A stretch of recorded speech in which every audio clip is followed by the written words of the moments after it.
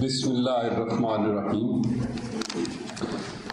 मैं सबसे पहले आज बलूचिस्तान बार काउंसिल ख़ास तौर पे जनाब वाइस चेयरमैन अमानुल्लाह काकड़ साहब, चेयरमैन एग्जेक्टिव कमेटी जनाब कासिम गाजिज़ई साहब, मेंबर जुडिशल कमीशन राहब बुलेदी साहब, कारी रहमतुल्लाह साहब, नजम मेंगल साहब, खलील पानेज़ई साहब, इन सबको मुबारकबाद पेश करता हूँ।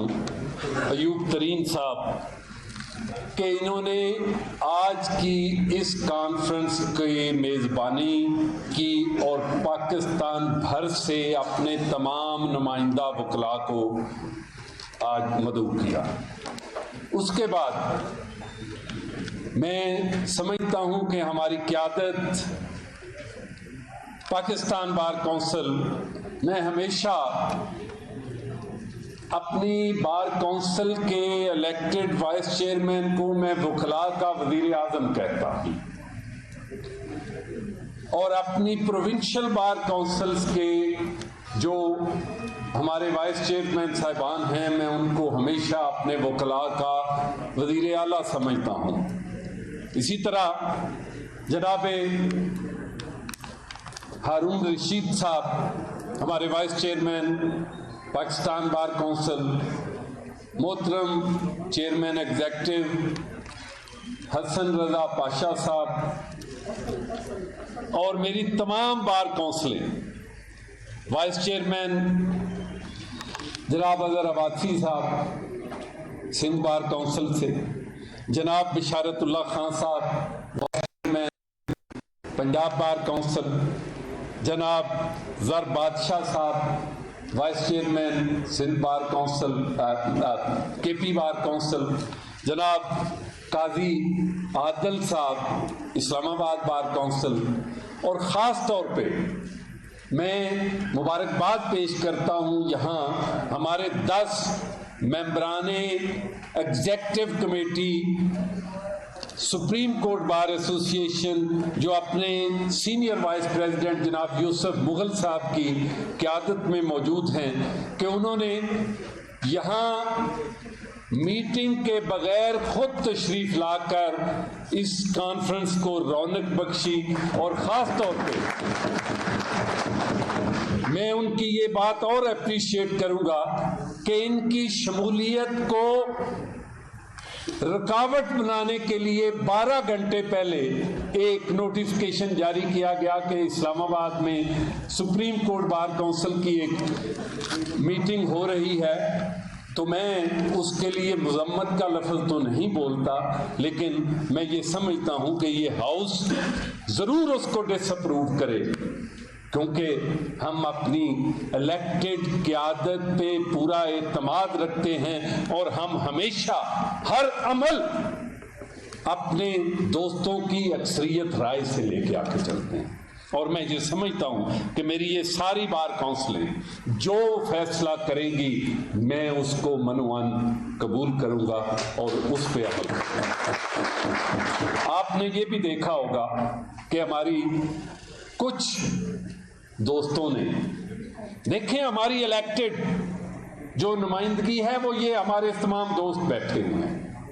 हमारे प्रेसिडेंट क्वेटा बार एसोसिएशन जनाब आबद काकड़ साहब और secretary high court bar association Shahid रसूल साहब, उनकी मौजूदगी को भी एक्नॉलेज करना चाहता हूँ कि वो भी यहाँ मौजूद है। इसलिए तमाम की तमाम मुल्क की इलेक्टेड क़यादत और आप कुछ दोस्त हमारे जिन्होंने वीडियो लिंक पे ज्वाइन किया, मैं उनको मुबारकबाद पेश करता हूं कि वो आज वकला काज के लिए खड़े हैं। हमने हमेशा अदलिया की आज़ादी की बात की है, जमहूरी निज़ाम की तक़वियत और इस्तेहकाम की बात की है, आईन की बालादस्ती की बात की है और उसके लिए बहुत कुर्बानियां भी दी। लेकिन मुझे इंतहाई अफसोस हो रहा है कि जैसे सैयद कल्बे हसन साहब ने कहा कि एक बच्चा पैदा नहीं हुआ तो उसका गला पहले घूंट लिया गया, मैं इसको थोड़ा सा इस बात के इस हवाले से बात करूंगा कि बच्चा नहीं, बच्चे को पैदा करने वाली मां को ही पहले जहर देने की कोशिश की जा रही है कि पार्लियामेंट जो है उसको मफलूज कर दिया जाए और उसके बनाए हुए कवानीन जो हैं उनको इम्प्लीमेंट नहीं होने देगा। मैं आप दोस्तों से ये बात करूंगा, जैसे मेरे एक स्पीकर मेरे छोटे भाई सलीम लाशारी साहब भी वो कुछ बात इस तरह कर रहे थे, मैं हुसैन के साथ हूं पर यजीद बुरा भी नहीं था, बुरा यजीद भी नहीं था। हम इस बात पे यकीन नहीं रखते, जब हम हुसैन के साथ हैं तो हम यजीद को बुरा भी नहीं। ये मैं इसलिए बात कर रहा हूं कि हम क्लैरिटी के साथ एक काज के साथ खड़े हैं। मुझे याद है आज से 22 साल पहले मैं इसी बार काउंसिल के इजलास में यहाँ ही कन्वेंशन में आया था, लेकिन वो कन्वेंशन डिस्ट्रिक्ट बाहर में हुआ था। वाइस चेयरमैन थे हादी शकील साहब थे और उस वक़्त कंदरानी साहब को पता है 3 हमारे मेंबर्स जो बार काउंसिल के थे उनका अजलास नहीं बुलाया जा रहा था मरहूम अशरफ तनोली साहब, ताकि अक्सरियत जो है वो अपना वाइस चेयरमैन और चेयरमैन एग्जीक्यूटिव कमेटी ना कर सके। अकबर बलोच साहब थे, जहूर शहबानी साहब थे, शरीफ साहब थे, कंदरानी साहब मौजूद थे।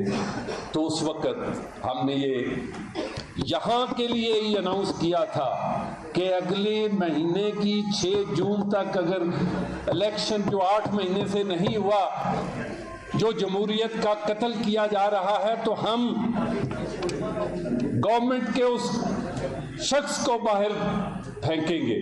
और ठीक अगले हफ्ते में वो इलेक्शन भी हो गया था। और इसलिए आज मैं फिर आपके साथ ये अदा करता हूं कि हमें ये वो हकूक हैं जिनके लिए हमने पिछले 23 साल से ये जिदोजहद की है। ये आज के सुप्रीम कोर्ट ने नहीं, मैं ये समझता हूं लोग कहते हैं जी टाइमिंग ठीक नहीं, भाई देर आए दुरुस्त आए। ये कौन वकील कहता है कि सुप्रीम कोर्ट में जो बेंच बनाना है वो 4 जज जो हैं उसको यरगमाल बनाए रखें? कौन वकील कहता है? हर वकील ये चाहता है कि ये इसको इंस्टीट्यूशनलाइज कर दिया गया। बल्कि मैं ये समझता हूं कि इसमें बड़ा दिल करने के लिए मोहतरम हमारे मौजूदा चीफ जस्टिस ऑफ पाकिस्तान जो हैं उन्होंने तो पौने 2 साल अपनी पूरी ताकत के बलबूते पर कानून चला लिया। तो उनको बड़ा दिल करके अपनी अनाज से ऊपर जाके चाहिए था कि ये अदारा इंस्टीट्यूशनलाइज हो रहा है, एक निज़ाम की तरगीब दी जा रही है। तो उस निज़ाम को बचाने के लिए अगर कानून आया है तो इसको वेलकम करते हैं। इस पे तो जस्टिस काजी फायद ईसा साहब को मोतरद होना चाहिए था। वो कहते थे कि बात यह है कि मैं तो अभी चीफ जस्टिस बना ही नहीं, तो आप मेरी पावर क्लिप कर रहे हैं। लेकिन वो चीफ जस्टिस साहब जो पौने 2 साल अपनी पूरी तम तराक से अपनी मर्जी के मुताबिक उन्होंने 4 जजों से सुप्रीम कोर्ट चलाया है, वो भी अभी भी मोतरद हैं। इसलिए कि यहाँ लोगों की अनाएं आईन से बड़ी नजर आती है। वो झूठी अनाएं जो हमारे निज़ाम को बर्बाद करती हैं, वो मैं ये समझता हूं कि उन्हें हमें दफन करना होगा निज़ाम को चलाने के लिए। तो आपने देखा यहां बहुत सारे दोस्तों ने बड़ी तफसील से अपने ख्यालात का इजहार किया। तो मैं ये समझता हूं कि इस मौजूदा सूरत हाल में हमें वो तमाम प्रिवेंटिव मेजर्स लेनी पड़ेंगी जो इस मुल्क के आईन को बचाने के लिए, इस मुल्क के निज़ाम को बचाने के लिए और ख़ास तौर पे पार्लियामेंट की बालादस्ती के लिए हमें काम करना होगा। मैं बिल्कुल ये नहीं समझता कि हम मौजूदा हुकूमत की बात करते हैं या किसी जाने वाली हुकूमत की बात करते हैं। हम हमेशा आईन की बात करते हैं, आईन की बालादस्ती की बात करते हैं। आपने देखा कि ये आईनी बहरान कैसे शुरू हुआ, इस पे गौर किया जाए। आईनी बहरान शुरू हुआ तो एक पिटीशन लाहौर हाई कोर्ट में आई। एक जज साहब ने फैसला दे दिया आईन के मुताबिक कि 90 डेज में इलेक्शन होने चाहिए। उसके खिलाफ एग्रीव्ड पार्टी ने हाई कोर्ट के डिवीजन बेंच में अपील कर। इसी तरह एक अपील केपी हाई कोर्ट में चली गई, वहां भी यही मुतालबा था। क्या कोई जज, क्या कोई वकील ये कह सकता है आईन के मुनाफी के नहीं होना चाहिए? लेकिन हुआ क्या, हमारे मोहतरम 2 जज साहिबान ने, फिर वो कहेंगे कि जिनका डोमिसाइल उनमें से एक तो एबटाबाद का ही है, जज साहब का भी, और दूसरे का गुजरांवाला है, उन्होंने एक ट्रांसफर मैटर में, एक सर्विस मैटर में ये जुरिस्डिक्शन एस्यूम करके मोहतरम चीफ जस्टिस साहब को भेज दिया। जब उन्होंने भेज दिया तो उस पर चीफ साहब ने फिर बेंच बना दिया। तो अगर बेंच बना तो आप अपनी अदालत को यूनाइट रखने के लिए, तो बाकी 4 जज साहिबान ने ये नहीं कहा कि ये इलेक्शन नहीं होना चाहिए इस टाइम फ्रेम में। उन्होंने कहा कि आप हाई कोर्ट की ऑटोनॉमी को कॉम्प्रोमाइज नहीं करें। जब मैटर वहां पेंडिंग है, अपील में पेंडिंग है, तो आप उनको फैसला करें। लेकिन जब आप किसी पॉलिटिकल पार्टी के एजेंडा को प्रमोट करते हुए, आप किसी पॉलिटिकल पार्टी की ख्वाहिश पे आप पिटीशनर बन के 2 जज साहिबान ने जब ऑर्डर भेज दिया, तो मैं ये समझता हूं कि वहां हमारी अदालतें उज़्मा की जानबदारी पे, गैर जानबदारी पे दाग लग गया। इसीलिए हम कहते हैं कि हम अपनी अदलिया के अदारे को गैर जानबदार देखना चाहते हैं। हम नहीं चाहते कि उस पर किसी किस्म का कोई ऐसा निशान आए, और मैं समझता हूं कि हम अपने मौजूदा चीफ जस्टिस साहब को मजबूत करना चाहते हैं इस लॉ के जरिए, इस एक्ट के जरिए, और उनकी इज्जत को मजीद बढ़ेगी अगर वो आज इन सारी चीजों से बालातर होकर, बजाय किसी पॉलिटिकल पार्टी का एजेंडा प्रमोट करने के, आईन और कानून की बात करें। मैं यहां एक बात जो खास तौर पे आई इसी हवाले से कि जब मखसूस बेंच बनाकर आपके सामने आपने देखा कि हमारे 2 जज साहिबान ने रिक्यूज किया। अगर उन्होंने रिक्यूज कर दिया था तो फिर दोबारा उनको बिठाने की क्या जरूरत थी?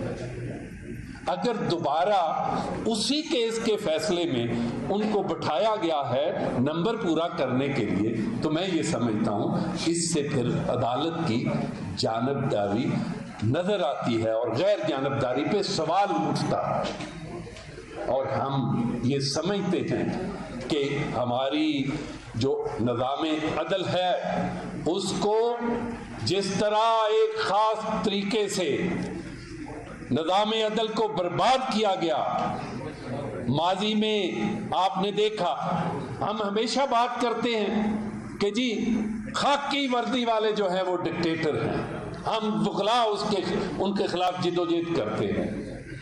तो ये आज मैं ये समझता हूं कि हमारा पूरा जमहूरी निज़ाम खतरे में नजर आ रहा है और उन गैर जमहूरी ताकतों के लिए हमारी अदलिया एक टूल के तौर पे काम कर रही है। अगर मैं इस हाउस की ये सारी बात को देखते हुए मैं एक तजवीज़ जरूर प्रपोज करूंगा आपके रेजोल्यूशन में कि हम अगर ये हमारी अदलिया ने गैर जमहूरी ताकतों का साथ रास्ता बनाने के लिए, रास्ता हमवार करने के लिए ये रास्ता हमवार किया, तो हम इस अदलिया और इस हुकूमत के लिए कुर्बानियां नहीं देंगे।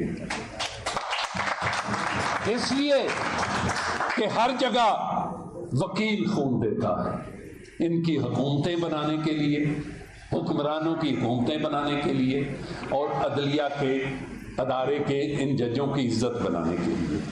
लेकिन अब अगर हमारे मोहतरम जज साहिबान इस काले कोट की आड़ में आईन को म्यूटिलेट करते हैं, आईन को म्यूटिलेट करते हैं, आईन को एब्रोगेट करते हैं, तो उसकी सजा क्या है? Under the guard of interpretation इस पे भी हमारी बार काउंसिल जो हैं उनको देखना होगा। मैं जनाब अहमद फारूक खटक साहब की और मैं जो इन्होंने कमेटी बनाई है, चूँकि मैं समझता हूँ कि हमारी ये लीडरशिप ने जो कमेटी की तजवीज़ दी है, हमारे जो भी आप हमारे इलेक्टेड, हम उसको इंडोर्स करते हैं। और ये मैं ये समझता हूं कि इस कमेटी को जब आपने अनाउंस किया है तो इस हाउस के सामने पुट करें, ताकि ये हाउस इसको इंडोर्स करते हुए इस कमेटी को आगे फिर लेके चले। इन्हीं गुजारिशात के साथ मैं ये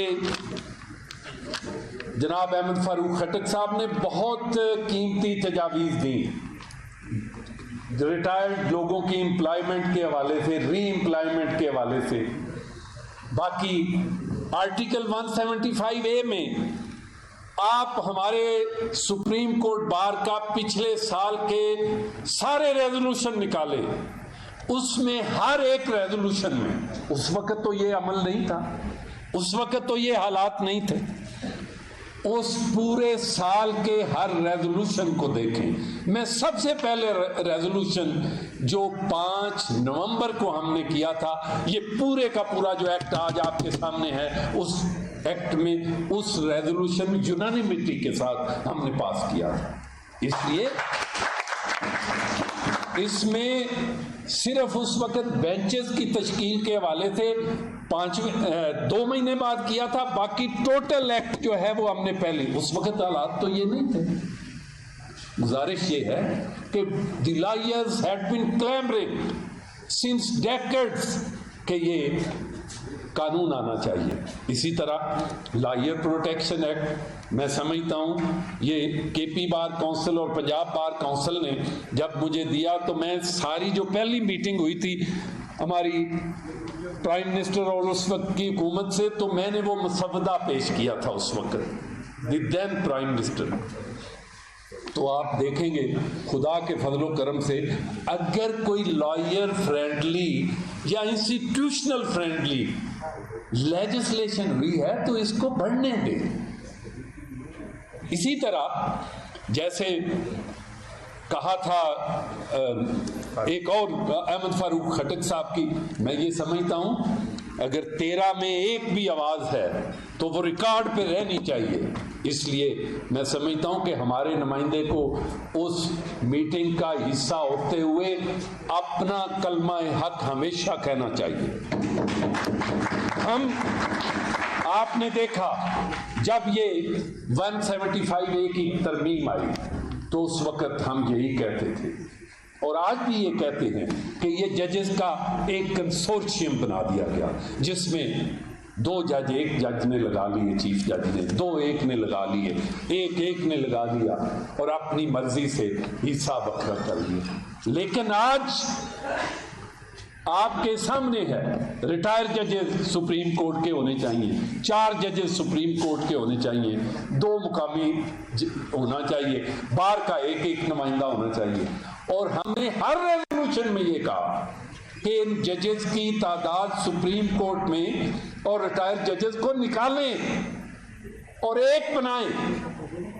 उसके बाद आपने देखा पार्लियामेंट्री कमेटी को 0 और रिडंडेंट कर दिया गया, जो कि आपकी पार्लियामेंट की बनाई हुई उसको बेतौकीर कर दिया, सिर्फ और सिर्फ कि जुडिशियल डिक्टेटरशिप को मेंटेन करने के लिए और अपनी मर्जी के जज लगाने के लिए। इसलिए हम समझते हैं कि पार्लियामेंट को 175A भी अमेंड करना चाहिए, आर्टिकल 175, उसमें जजेस की तादाद कम होनी चाहिए। लेकिन आज आप देखें कानून की रेफर्मेशन होती रहती है।